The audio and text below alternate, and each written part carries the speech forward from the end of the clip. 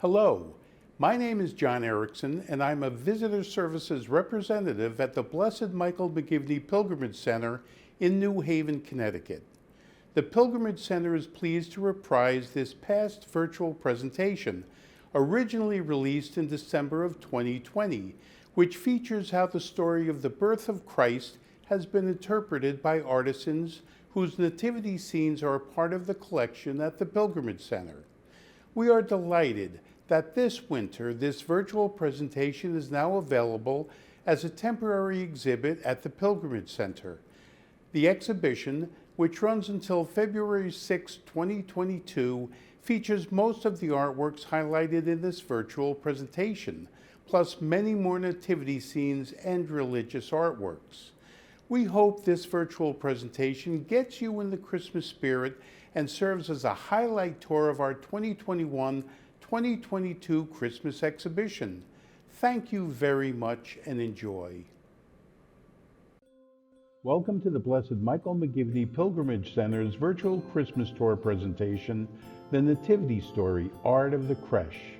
My name is John Erickson, and I will be your guide as we explore how the story of the birth of Jesus Christ has been told across the globe through art. Where might you see a nativity scene? Take a moment and think. Perhaps in a church, inside your home with other Christmas decorations, or on the town green or in a town park. Especially around Christmas, creches are found all over. These nativity scenes show us what we read and hear in the Bible, a book with a universal message. But while the story comes from one book, art created is diverse, often bringing in parts of local life. Many parts featured in these artworks are told about in two of the four Gospels, the Gospels of Luke and Matthew. Additional details are often also added, including changes to the settings, time periods, landscapes, the inclusion of different animals, and the presence of different characters at Christ's birth. This presentation shares many examples from our collection, showing how the Nativity has been depicted in paintings, iconography, and sculpture. Throughout the presentation, I will refer to some nativity scenes as a crèche, which is a three-dimensional representation of the story. We start our exploration with the Christ child, for without him there is no nativity story and no Christian religion. The nativity story is found within the first two chapters of both the Gospels of Luke and Matthew, although each Gospel speaks about the story very differently. But even before the telling of his nativity story, the Bible includes verses that predict Christ's coming. This Bible verse from Isaiah not only predicts Jesus' birth, but provides some of the nicknames he's been called over time, such as Wonder Counselor and Prince of Peace. The nicknames also show the importance of Christ to the world and to all humans.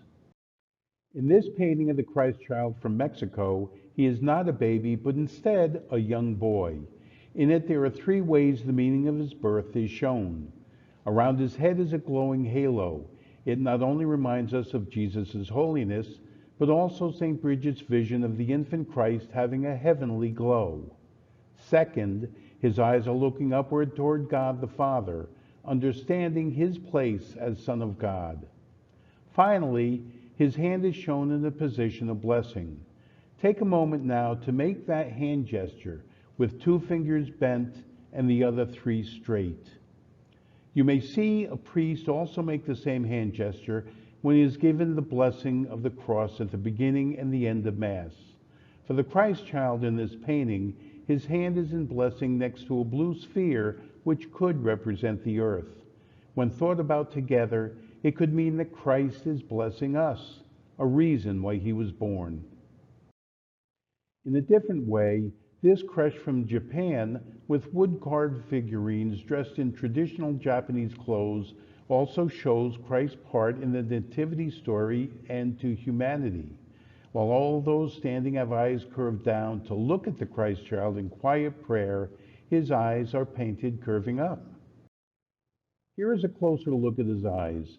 Not only does it let him look at those around him, but his upward-looking eyes let his gaze see all who look upon the nativity scene. Together, his eyes and smiling face show that Christ came to save us all and provide us a path to heaven. For Jesus, the Son of God, to become human, he needed to be born just like any other baby with a mother bearing a child. Chosen by God for that special job was Mary. The story of her learning of the coming of her son Jesus is only told about in the Gospel of Luke and begins the Nativity Story. In the story, the angel Gabriel visits Mary to tell her that God, in his love for Mary, is going to give her a baby who is also God's son. Although first unsure, Mary believes Gabriel because of her full faith in God and accepts this good news as a gift from God. Known as the Annunciation, this word means the announcement to Mary that she was going to become the mother of Christ. The story of the Annunciation is found in many art forms, including this icon from Russia. Catholics and Orthodox Christians use icons as part of their prayer and worship. This icon includes elements with a special meaning connected to the Annunciation story. Mary's hand is pointing towards a book. The text in the book is probably from Isaiah. It tells another prediction of Christ's birth in that God will give a sign of a pregnant young woman who will bear a son named Emmanuel, which means God is with us in Hebrew, the language of the Jewish people. The icon also shows rays of light piercing through the clouds at the upper left, meant to show God is with Mary and that this news is a blessing from him. We later hear in both Gospels that Mary gives birth to her son and names him Jesus. But over the history, how she looks in the nativity scene has changed. This Crèche from Ghana by Mohammed Amin shows Mary lying down on a striped blanket with the Christ child beside her. For the first 1,000 years in art, Mary was usually depicted like this, showing her tiredness after giving birth. Have you seen another nativity scene where Mary is lying down? Or perhaps you've seen her kneeling, with her hands either together or crossed on her chest. Both those hand positions remind us of her devotion to God and her Son, one in the same. Another way Mary is shown with her newborn son is as a mother. In this sculpture of Mary and the Christ child, the focus is upon a mom holding her love and her life, her son.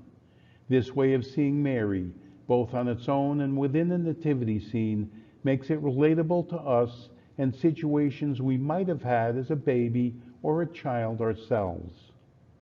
In addition to Jesus and Mary, nativity scenes include Mary's husband and the foster father of Christ, Joseph. Together, they make the Holy Family.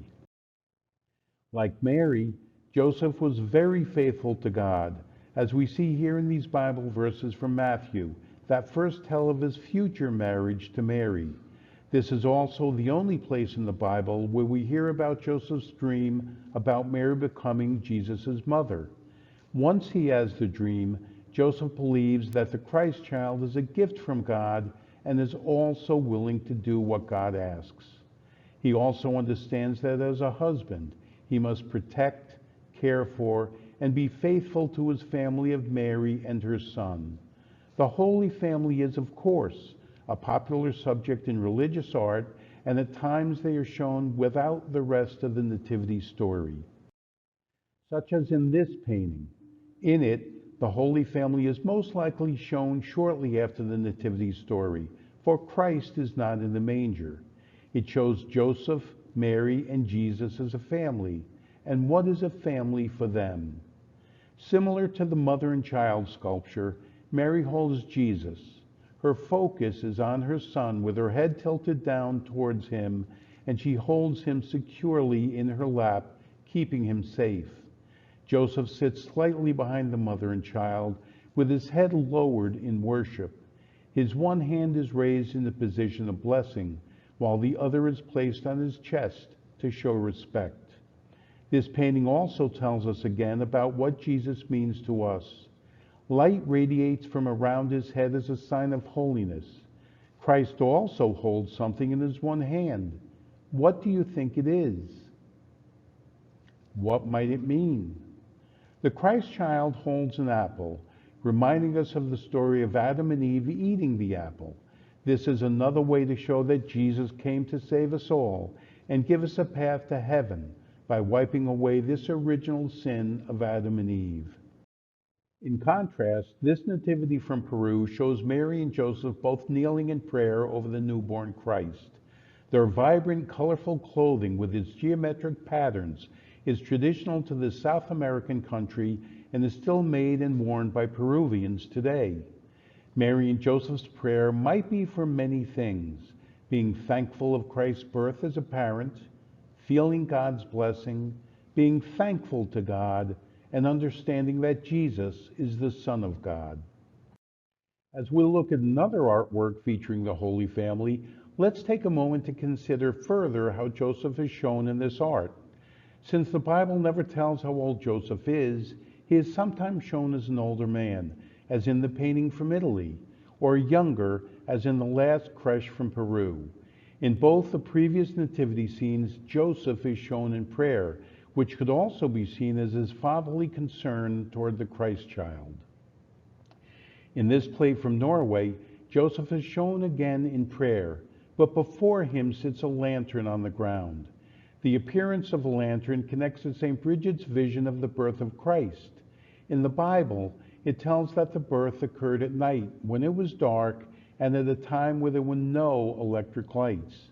In St. Bridget's vision, Joseph brought a lighted candle so that they could see.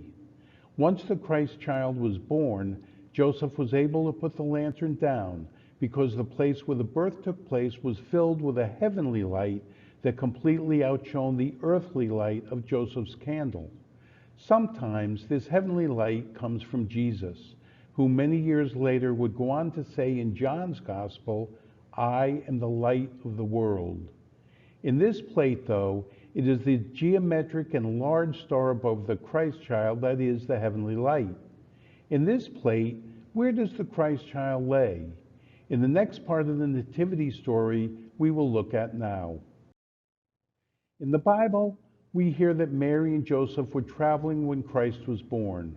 Not at home, they were in Bethlehem, and many other travelers were there as well.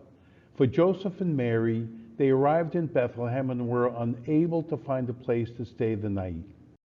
As this story tells, Joseph and Mary had to stay in a stable. In the Gospel of Luke we hear at Mass, though, it says a little less, mentioning only Jesus being placed in the manger. What is a manger? It is a container used to place food for animals to eat, such as horses, donkeys, and cows. Many often think that because a manger is for animals to eat, that should mean that Jesus' birth was in a stable. But a stable today is very different than what was used in Jesus' time. Most stables of Jesus' day were caves, like we see here in this Crèche from Italy. In front of the cave backdrop we see Jesus, but rather than in a manger, we see him surrounded by a white blanket. Most likely, this is his swaddling clothes that are mentioned in Luke's Gospel. Swaddling is used to keep babies' arms and legs close to the body so that they stay warm and safe. Many nativity scenes use an open front setting that's more typical of a stable we see today. This building looks similar to a modern-day stable, but do you see the differences? It has multiple floors. An animal right in the stable is an elephant, and Jesus' manger is hanging. This stable depicts traditional homes found in the villages of Laos.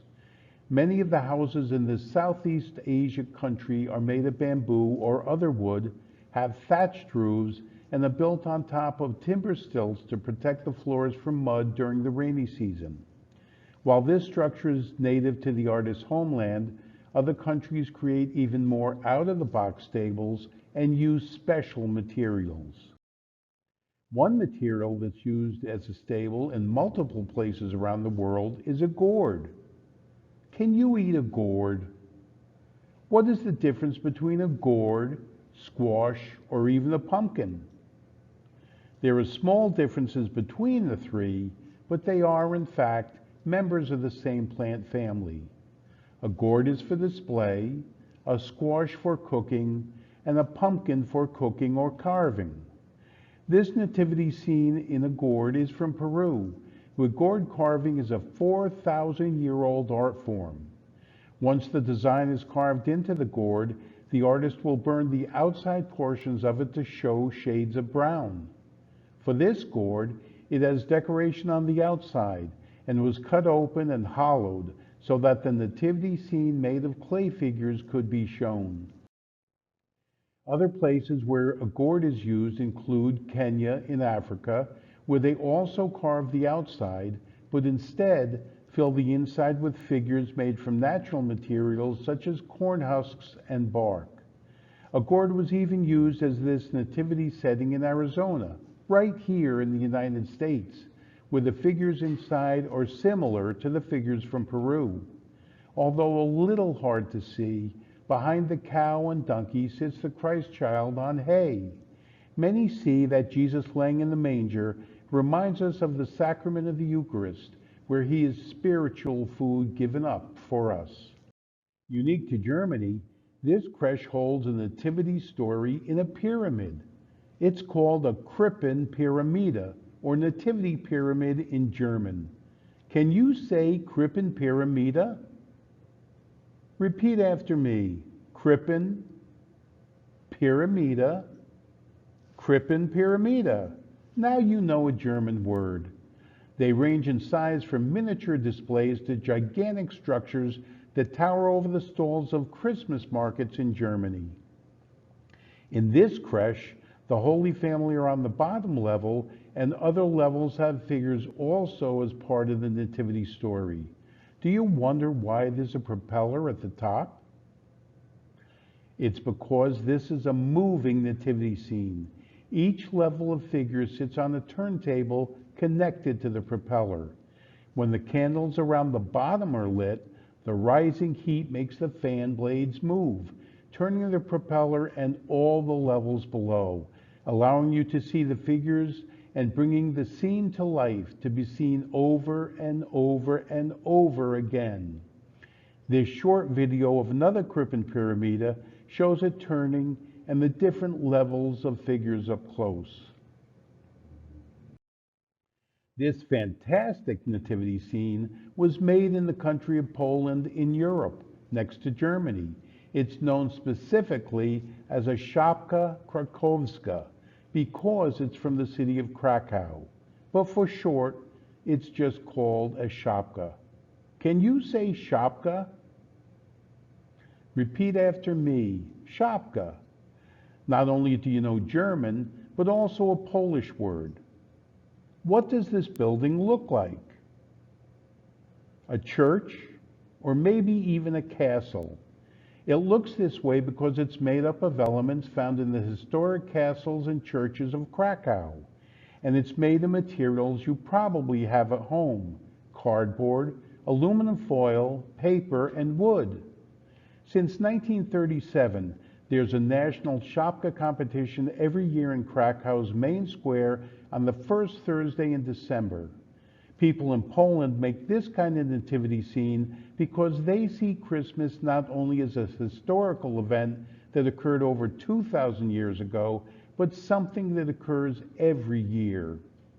If the Christ child were born today, the Polish people believe he should not be placed in a manger, but instead in a bed with a home fit for King of Kings. But where is the Christ child? The large size of the building hides the figures which can be found at the top of the steps. We will next look at how angels are seen in the nativity scenes. Angels work for God, serving as protectors and guides for humans, and servants bringing news from God to those on earth. They are a big part of the story before Jesus' birth, bringing news of Mary's pregnancy and telling Joseph to keep his wife safe and with him. Angels also serve as protectors after the birth of Christ, warning the Magi not to tell Herod about where the Christ child is, and telling Joseph to flee to Egypt to keep Jesus safe. Angels appear in both gospel stories of the birth of Christ. In Luke's gospel, Angels also bring the news of Jesus' birth to the shepherds near Bethlehem. As this story tells, first there is one angel that announces the news, and then many more angels came to praise God. Some nativity scenes show the first angel, and others show lots of angels. This crèche is from Sicily, which is part of Italy. The artist, Angela Trippi, decided to include only one angel, who holds a banner that reads Gloria, a Latin word that means glory or glory to God. The movement of the angel's clothes was created by dipping the clothing in a watered-down glue. While it is still wet, the artist folds and places the clothing. As it dries, the folds stay in place, making it feel like the angel is in the air with the breeze and flying. In this crèche, the angel looks down on the shepherd, wise men, and Holy Family, making this a moment after it told the shepherds of Jesus' birth. Different from the angel in the Italian Nativity, this angel has its hands together in prayer. The angel brings blessings from God on the Holy Family and Magi, and the angel's placement hovering above the others might be in protection to those below, especially the Holy Family. The figurines in this nativity scene wear clothing similar to the traditional dress of the Central American country of El Salvador, where this crèche was made. The vibrant colors are a joyful representation, and today this clothing is still worn during the celebrations, including festivals and other religious events. Unlike the last two crèches, this nativity scene has a lot of angels doing many different things. The figures are based on the drawings of Sister Maria Innocencia Hummel, who drew everyday scenes of children in the countryside of Germany where she lived. This crèche was collected by one priest over the years. To praise God and Christ's birth, many of the angels he collected are playing instruments. What instruments do you see? Guitar, violin, flute, and trumpet are all being played in celebration. Other angels in the crèche hold candles and even a lantern, reminding us again that the birth happened at night. Earlier we heard about angels appearing first in the Nativity story to tell of Christ's birth. But do you remember who they were telling? After Jesus' birth, only the Gospel of Luke tells of the angels appearing to the shepherds who were watching over their animals in the fields outside Bethlehem. Upon being told the good news, they left the fields and found the Christ child. After meeting him, the Bible tells that they went to spread the news of Jesus' birth to others.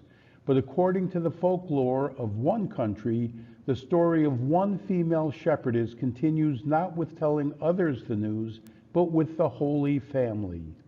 In this hand-carved cedar crèche from Mexico created by Agustin Parra, we see this woman shepherd gesturing protectively at the Christ child, along with the man shepherd at the left. Standing at over 3 feet high, these shepherds and the other standing figures are roughly half the height of an adult. The shepherdess's gesture may refer to the folktale told of a shepherdess who played the role of a protectress. Her story unfolds with her presence at Christ's birth and again when she accompanies the Holy Family during their flight into Egypt. While not a part of the original Bible story, this story has been passed through generations, giving further meaning to those who visited Jesus in the manger. The shepherds in our nativity collection relate not only to folklore, but also, wait a second! Now we've just had a minor celebrity sighting. Have you ever watched Rudolph the Red-Nosed Reindeer during this time of year? When Rudolph runs away, he meets his friend Yukon Cornelius, who is exploring the Arctic looking for gold and silver. Well, it seems Yukon, with his distinct mustache, has joined this Hungarian nativity scene by Catalin Moldvoy as a shepherd. The figure at the left has the same hair color and wears a cap just like Yukon and reminds me of that classic holiday movie. Unlike the winter hiking gear Yukon wears in the movie, this figure wears clothing similar to the traditional clothing from Hungary. So where was I? Oh yes, the shepherds in our nativity collection not only relate to folklore, but also connect to our understanding of Jesus. Nativity scenes often include shepherds with their flock of animals, including this crèche from Spain that includes two shepherds holding sheep, one in their arm and one over their shoulders. Let's look for a moment at the shepherd holding the sheep on his shoulders. Why might he be holding the sheep? Because he was tired, or maybe even hurt, and thus could not walk on his own to the manger. Whatever the reason, their appearance at the birth of Christ is a sign of the future, when Christ as an adult calls himself the Good Shepherd. Christ does not tend sheep, but rather us, watching over and protecting us like a shepherd his sheep. It reminds us that this baby at the center of the scene will go on to have an important life. As we talked briefly before, the shepherds were in the fields watching over their animals. The nativity story we hear at church says that they were tending over their flocks. But nowhere in the Bible's telling of the birth of Christ does it say what animals, if any, were at his birth or came afterward. But almost always there are animals featured in nativity scenes, such as ox or cows, donkeys and sheep. Why might they be present? Since Jesus was laid in the manger, that feeding container for animals, artists think that there must be animals nearby who would normally eat the hay. Hay is a common food eaten by cattle, horses, donkeys, goats, and sheep, so thus why they might be there. Oxen or cows and donkeys might also appear in nativity scenes because of this quote from the book of Isaiah. But what does this quote mean? If you have a pet at home, they know who you are and that you take care of them, giving them love, food, and a home. For this care, our pets love us no matter if we are good or bad. But at times, we all forget that we are like our pets in our relationship with God. God knows us and takes care of us just like we do for our pets. God also loves us when we are good or when we sin. The Bible verse, along with the cow and donkey in this example nativity scene from Belize, are a reminder to the viewer that our faithfulness to God can always improve. The cow and the donkey in this crèche, along with the Holy Family and angel figures, may look good enough to eat because they are made of bread dough. Mazapan, or bread dough in Spanish, is formed and painted before left to dry in order to create figures such as the ones we see here. Now you've learned another word in a different language. Animals in the nativity scene might also be based on where in the world the artwork was made, such as this crèche from Kenya. While a donkey appears in this scene at right, this African nativity scene includes elephants, a hippo, and even a giraffe visiting the birth of Christ. For those from Kenya, the inclusion of these animals remind them that this universal story told around the world could have also occurred in their backyard rather than in the faraway city of Bethlehem. Another animal found in many nativity scenes is the rooster. In this scene from Portugal, he perches on top of Christ's manger with other birds. People who speak Spanish or Portuguese might include a rooster because they call midnight mass at Christmas the Rooster Mass. In these cultures, there's a legend that a rooster who was present at the nativity announced in a human voice the news of Christ's birth, letting others know just like the shepherds and angels did. The rooster in this crèche sits on the middle stair of this three-step throne surrounded by the Magi above, the Holy Family on either side, and the shepherds, in a setup found in religious shrines used in Portuguese festivals. The dove is also a bird sometimes found with a nativity scene. It is used as a symbol in the Christian faith and also can sometimes be found within a crèche or depictions of the Holy Family, such as this painting from Mexico where it hovers over the Holy Family. All four Gospels mention the Holy Spirit taking the form of a dove at the baptism of Jesus, and in art, the dove often represents the presence of the Holy Spirit. Additionally, a dove carrying an olive branch is a symbol of inner peace or world peace. The last animal we will look at is the camel. Camels also appear often in nativity scenes, such as in the left scene of this triptych, or three-part artwork from Vietnam. Camels are used like horses to transport humans. They can travel as fast as horses, but unlike horses, they can endure long periods of time without food or water. In the area of the world where Jesus was born, there are deserts, where the land is dry and has no plants, making the camel a great animal to travel around with. In this nativity scene, the Magi ride camels toward the Holy Family and shepherds who appear in the right two panels. Camels also appear with the Magi in our next nativity scene. As this nesting doll and the triptych shows, the Magi were travelers who also came to visit the infant Christ. They're only mentioned in the Nativity story from the Gospel of Matthew.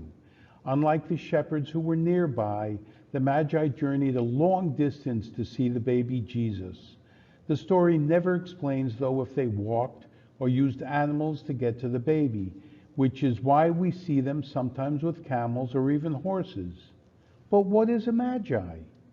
The Magi have been called by many other names over time, with this story using the name wise men. Other names include sages, diviners, priests, and even kings. No matter what the name, what is special about them is that they knew the stars in the sky and were able to see the sign of a new star. Following the star, they traveled to the Christ child and once there, prayed and gave him gifts. With little description in the Bible about the Magi, artists have often over time depicted them in different ways. As we see in the center nesting doll from Russia, it shows them on their journey not yet arrived at their destination. But if you look closer at the men, there appear to be different ages. The one in front is older with a white beard. Often, artists depicted them to be of different ages to show the stages of life: young adulthood, middle age, and old age. In Russian, Matrushka means nesting doll. Can you say Matrushka? Repeat after me, Matrushka. From their clothing, it's hard to tell if these Magi are sages or even kings. But it is clear in this crèche from Puerto Rico that the Magi are being represented as kings with their crowns. Beginning as early as 1800 years ago, they were understood as kings by some Bible readers in connection to another prediction, this time from the Psalms in the Bible. It tells of kings bringing gifts to the Son of God when he comes. In the verse, it even tells where the kings are from: Tarshish, Sheba, and Seba. Returning to the Nativity story, the Gospel of Matthew does not say how many Magi follow the star to the Christ child. While all the examples seen today have 3 wise men, early artwork of the Nativity varies on the number included, with some having upwards of 12 to mirror the 12 apostles of Jesus. But Pope Leo the Great decided that if there were 3 gifts mentioned in the story, probably only 3 Magi visited. Since Pope Leo decided that over 1,000 years ago, 3 wise men have been depicted in the art of the Nativity. Do you remember what those 3 gifts were? Gold, frankincense, and myrrh. Each gift had a special meaning: gold for Jesus' kindliness, frankincense for Christ's godliness, and myrrh for his humanity. But depending on where in the world the nativity scene is made, the gifts might differ. Such as this crèche made by Chris Teller of the Isleta Pueblo. The gifts from the Bible have been replaced with gifts such as food to feed Joseph and Mary during their first days as being parents, and the blanket, an item gifted to many mothers at a baby shower or after the birth of their child. Teller's figures, including the Magi, are made with open, circular mouths in the style known as a storyteller or singing mother. Since the language of the indigenous people of North America does not have a written form, history and tradition was and continues to be passed down by it being told. These figures capture that ritual in pottery. The art form that is in its decorative patterns is the closest to a written language for the Native Americans of the Southwest United States. Other unique gifts include one gift included in the next nativity from Haiti. Then the Magi here opened their treasures and offered him gifts of gold, frankincense, and pineapple. This once highly valued fruit, grown in the mountainous regions of Haiti, replaces one gift traditionally brought by the Magi in this metal nativity scene. Hand-hammered and crafted from repurposed metal drums, this nativity comes from an area within the Haitian capital of Port-au-Prince, known for its metal art. Now that we've looked at the elements of the nativity story and art separately, we will look at one crèche that includes everything discussed previously. This final nativity scene we will look at today is the largest in our collection. From Italy, it is known as the Neapolitan Crèche and contains over 150 figures, including over 80 people and over 60 animals, which were all made by members of one family who each have specific roles in creating the scene. You might wonder, with all those pieces, how does it get put together for exhibit?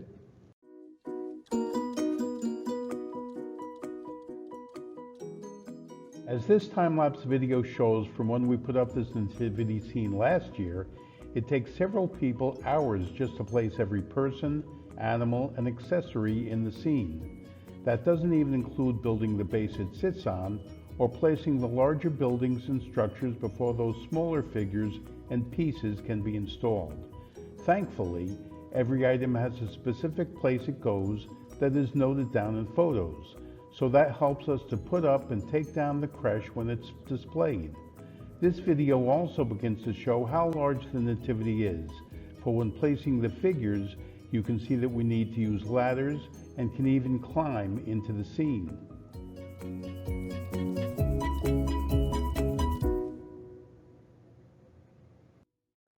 Even upon completion each year, its size is amazing and shocks many visitors.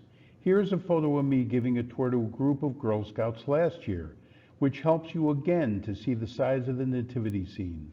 No matter how long you look at it, you always see something new. Although we cannot walk around it this year, we have the advantage of seeing close-up photos of many of the parts of the nativity story within the Neapolitan. This one photo shows every part of the story I've spoken about throughout the presentation. The Christ child, Mary, the Holy Family, the manger, the angels, the shepherd, the animals, the Magi, plus more.